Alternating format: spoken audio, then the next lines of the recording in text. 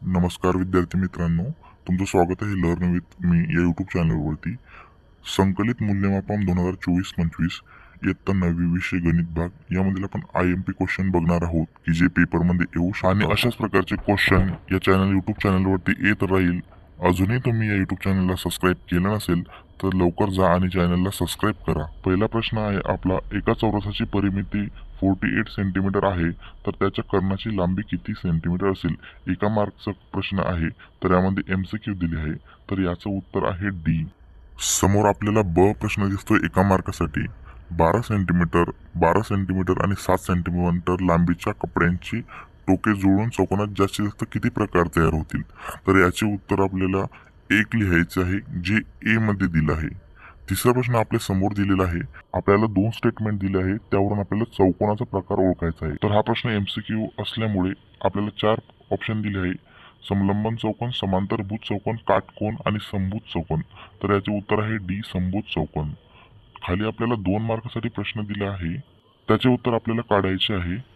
कोन MNP समभुज चौकोन असून कोन NLM 40 अंश, तर MPN चे माप काढायचे आहे आपल्याला. तर खाली इथं स्पष्टीकरण दिलं आहे, तुम्ही एक वेळेस बघू शकता.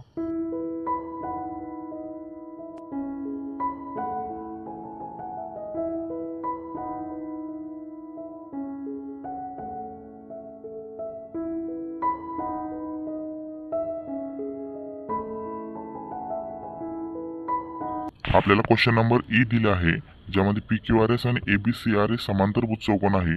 पीचं माप 115 आहे, तर आपल्याला BCR चे माप काढायचे आहे. तर खाली मी आपल्याला स्पष्टीकरण दिलं आहे.